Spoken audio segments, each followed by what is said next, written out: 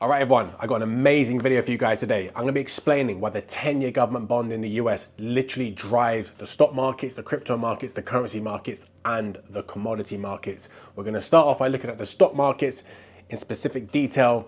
And what we're doing is we're looking at the interest rate on the 10-year government bond adjusted for inflation. It's called the real yield.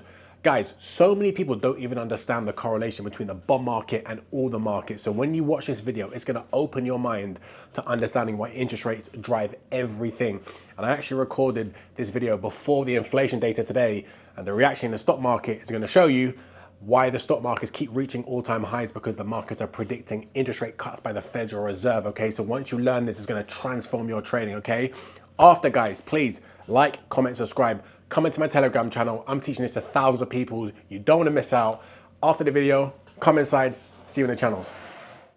Right, everyone, welcome to this video. We're going to talk about the 10-year yield, okay, which is the interest rate on the 10-year government bond, and why this is the #1 driver for why stocks go up or down in value, because it has an impact on something called the discounted cash flow, which is basically the value that investors give to the future earnings of companies, and because of the spending impact it has on consumers, because the interest rates on mortgages, credit cards, car loans, student debt, personal loans, business loans are pegged to the 10-year government bond, which is known as the benchmark, okay? Stock markets right now, guys, are reaching back to all-time highs, okay? And we're forecast for stocks to keep going higher because markets are betting on interest rate cuts by the Federal Reserve, okay? They're coming. And today we have inflation data coming out, and hopefully it can show inflation falling, and that will push the markets even more to cause stocks to go higher. So all I want to do to start off with is show you something really interesting, which you probably didn't even understand that happens. Can you guys see that the stock markets in 2021 was roaring ahead because the central bank cut interest rates aggressively in March 2022? During lockdowns, stock markets rallied higher aggressively. Now, the reason being lower interest rates in the United States basically means mortgage payments went down, car loan payments, student debt, all interest payments on a monthly basis for consumers went down. What does that mean? Stocks would be in higher demand because people's spending would go up, okay? That's what drove the stock market rally. But why did the stock market start crashing in 2022, as soon as the Federal Reserve started to raise interest rates in March 2022? Okay, I can show you over here when the Fed did start raising rates. It was March, because inflation at that time was obviously way out of control. And we can see over here, in March of 2020, inflation was at 7.9%. Okay, so way above the central bank's 2% target. This is a spreadsheet that we build to analyze the United States. So let's have a look at what happened when the Federal Reserve started raising interest rates, okay? So you can see the first rate increase happened, if we go back to 2022, in March. Went from 0.25%, and then in March the 16th, 0.5%. That's when the Fed started to raise interest rates. So the 10-year government bonds interest rate is pegged above the interbank rate, okay? But just understand this, it's really easy to understand. As interest rates go up, mortgage payments go up, credit card payments go up, car loan payments go up, and the earning expectations of companies go down. Okay, so look, as the 10-year yield goes up, the stock market went down at exactly the same time. Then all of a sudden, the 10-year government bond hit a peak in October the 20th. You can see on the right-hand side, it says 4.35%. That was the peak in that rate at that time. Why did it peak? Because inflation had peaked in the United States, as you can clearly see here, in July, and by October we had 3 months of declining inflation, which basically is a trend in the markets. And at that point, investors said, yes, the Federal Reserve could maybe start cutting interest rates if they can get inflation back lower. So the market started to price that in to the bond market, okay? So the expectations for lower rates caused the interest rate on the 10-year government bond to start to go lower. So you can see we had a decline here. The rates went from 4.3%, and then they went all the way down to 3.3%. So a 1% move lower. Notice at exactly the same time, soon as the interest rate started to go lower, stock market started to take off. Can you see this big rally we had in the stock markets? Right? At this point here, okay, why? Because as the interest rates on a 10-year government bond go down, mortgage payments go down, credit card payments go down, car loan payments go down, so people can increase their spending. So investors know the value of future earnings will be higher because they know people can spend more money. And that's exactly why, as the interest rate went down, as you can clearly see here, stocks recovered straight away. But then the markets realized the Federal Reserve wasn't going to cut rates when they weren't expecting them to cut rates, okay? So the markets got it wrong, and the Fed obviously didn't. And then look, they repriced their expectations higher for more rate hikes. And look what happened. Interest rates went up again, and then the stock market went down again. Okay, notice the correlation. As soon as interest rates on 10-year government bonds go up, stocks go down.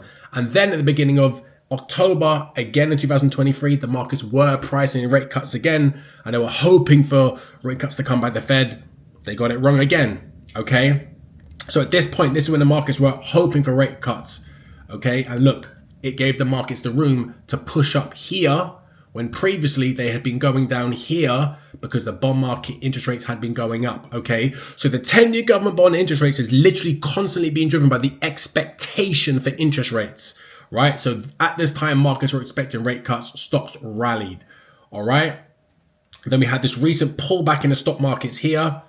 As we can clearly see over here, stocks had another pullback around this period here, and it was being driven by the bond market going up again here, all right? Now notice straight away again, notice how recently we've had bond yields dropping again, and that's given the stock market's room to rally higher. Why is this happening? It's now happening because inflation in the US is coming down. Today we have inflation data in the United States, and the central bank is watching, more importantly, core inflation to see if it's coming lower towards the central bank's 2% target. It strips out food and energy prices, and it's a better reading to understand if the central bank's interest rates are working to cause people to cut back on spending, which would allow businesses to unfortunately let go of workers, and then they're going to have room to cut prices because they're spending less on wages, okay? They're employing less people. So that's a really good understanding. However, there's something called the real rate of interest. So notice here, there's a bit of a breakdown in this here. You see here how the 10-year yield started to go up here, but stocks kept climbing, right? When usually when the yield goes up, stocks go down. But what you need to actually look at is the real rate of interest, which is in the interest rate on a 10-year government bond adjusted for inflation. This is the real rate of interest. This is the key. Because notice how when you look at this, you see an even perfect correlation, right? So just like I showed you previously, when the rate hike started in the United States around here. So look, interest rates start going up, stocks start going down. As soon as the bond market had a decline here, interest rates, the stock market started to go up, right? As you can clearly see here. And then you had a period here where the bond market started to go up again here, right? And you had the drop in stocks here. But look, notice how this massive march higher in the stock market has occurred at exactly the same time as the real yield. The interest rate adjusted for inflation has started to go down, and it's continued to go down. Why has this happened? There's something called the discounted cash flow, which basically means that the value of future earnings of businesses is basically valued using the interest rate on a 10-year government bond adjusted for inflation. So let's say I say to you, and I'm going to show you this spreadsheet, you can see how this works, and it'll make a lot more sense to you guys. If I show you over here, this really interesting spreadsheet that we have, which basically explains it in a lot more detail. Let's say Apple is expected, hypothetically, to make $100,000 of earnings in the next year. What would you as the investor pay to get $100,000 in a year's time? What is the value of $100,000 today, okay, for 100 grand in a year? Well, it's the discounted cash flow basically takes the interest rate today and it discounts how much you'd be willing to pay today for $100,000 in a year's time. So let's say, for an example, and we can look at this example, let's say the interest rate here during this period is, let's say, 0%, right? If we plug in the interest rate at 0%, notice the value of earnings. You would be willing to pay $102,000 to get $100,000 in the future, right? Because if you discount it at the current interest rate, that's basically the expectation of the earnings are more valuable because interest rates are so low and you're going to get a higher return on your money. Notice, guys, as the interest rate goes up, look at the value of the earnings. So let's say rates go to 1%. Look, the earning values goes down. 2%. The value of earnings go down. 3%. 4%.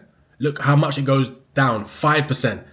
the earnings of 100,000 went from 101 valued, 101,000 down to 97,000, which basically shows you when interest rates are going up, this discounted cash flow, which is telling the investor how much am I willing to pay today for the future earnings of companies. The higher the interest rate goes up, the less valuable the earnings are. That's why stocks drop when interest rates go up. Okay, it's called the discounted cash flow. But the moment you see a decline in the real yield, meaning the interest rate adjusted for inflation, right? You see the value of earnings go up. So look, let's say it goes from 5%. Now look at the value of earnings here. Let's say we take that to 4%. Now to 3%. Look how the value goes up. See? 2%. 1%.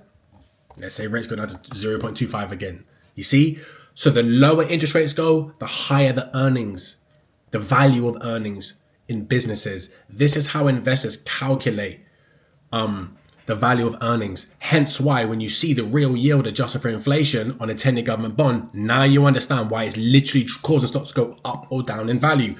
So many people don't understand this. This is how analysts predict the earnings of companies and the value of companies. This is how professional investors, investment bankers, hedge fund managers, this is their preferred model for looking at the value of earnings. So this is constantly driving the stock market up and down. And a lot of people don't understand it. So they never know how to profit from this.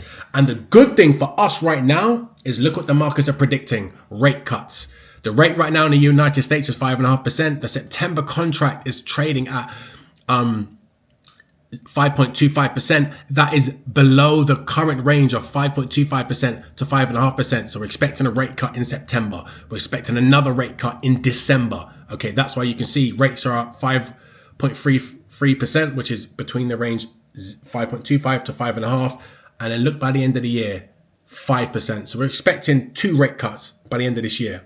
What would happen if today's inflation data comes out lower than the markets expect, meaning inflation's falling faster towards the central bank's 2% target? So this is how we analyze the United States. We have to track the data, so we keep an eye on headline inflation, core inflation, and we look at the Fed's preferred PCE inflation. Because if this starts dipping closer to 2%, well, it just means the central bank has room to cut interest rates because inflation is on its way down. Okay? And the 10-year real yield that I was just showing you is basically the interest rate on a 10-year government bond adjusted for the expected rate of inflation. Okay? And this is how we can calculate where is inflation expected to be over the next 10 years. So this is how we build our model on the United States. We need to know where is inflation today? Where is inflation expected to go in the future? And then what are our leading economic indicators telling us about the growth expectations of the United States? And that's how we know what's happening with interest rates in the United States and the real yield. Okay, so just remember, if you're going to trade stocks, just understand the 10-year government bond is the number one reason why stocks go up and down, because it affects the future earnings of companies, the value of their earnings using the discounted cash flow, which I showed you in this spreadsheet over here, okay? And then what is going to be causing this 10-year interest rate to go up or down? Well, the expectations of interest rates. So we need to constantly be analyzing the United States to know what's expected in the United States. Where are we expecting inflation to go? And is the current inflation going towards the central bank's target? Because that's going to affect where the markets are predicting interest rates to go. And we can also look at interest rate expectations in Europe. What's happening with the Bank of England? Okay, what's happening with the New Zealand central bank? And if you trade currencies, also this has a major effect. You don't believe me? Let's have a look over here. Look at US dollar JPY. Soon as the interest rates in the United States go up, dollar yen goes up. Soon as we have this decline in yields over here, look at dollar yen goes down. Soon as you have a rise in yields again, dollar yen goes up. Okay, so you can see there's a really strong correlation between the moves in the 10-year yield and currency markets. Look, I'll give you a better indication just over here. So look, rates go up in the US, dollar yen goes up. We have a pullback in the rates in the US because of interest rate cut expectations. Markets get it wrong. So dollar yen does decline when that happens, but then the markets realize rates are not coming down. Look, dollar yen shoots up soon as the 10-year yield goes up. Then dollar yen goes down soon as the interest rate on bonds goes down. And then look, soon as the rate goes up again, dollar yen shoots up again. So currencies are driven by that. And not just currencies. I don't know if you guys understand gold. Same thing, guys. You need to understand this. This is driving everything. Look, I'll show you the same thing with gold. Rates go up, gold goes down. Rates go down, gold goes up. Rates go up here, gold goes down. Okay, rates come down here, then gold goes up. But there has been a premium price into rates, gold, because of the war and the risks that's going on around the world and central bank buying. But again, look, it affects even fucking gold. And I don't know if you guys understand that crypto and stocks moved together. So if you can understand what drives stocks, you can understand what drives crypto. Because look, when crypto was crashing in 2022, that's because rates were going up. Soon as rates bottomed, crypto stopped going down. Soon as rates started to go down, crypto went up, same as stocks. Soon as you had a rise again in yields here, crypto went down. Soon as yields started to drop here, in this period here, okay, crypto shoots back up again, right? And look, you can see, soon as rates have been going up again, this period here, now crypto can't go up anymore because crypto needs interest rates to go down to push up its value because it gives people the opportunity to spend more money. All right, guys, look, this is really important. Listen, leave your comments in the video. Let me know, did you understand 10-year yields? Does this help you? Would you like to get your hands on a spreadsheet to predict where interest rates are going? Because you need to know where rates are going to understand where the bond markets are going. This is why I educate my members on, teaching them, educating them. Listen, you have to understand psychologically what's going on. Otherwise, you're trading blind. Don't be trading technical analysis, price action if you don't understand the fundamentals, because you're gambling. Right, guys? Hope that added some value. Please like, comment, and subscribe. Let's make some money and let's see what happens today with US and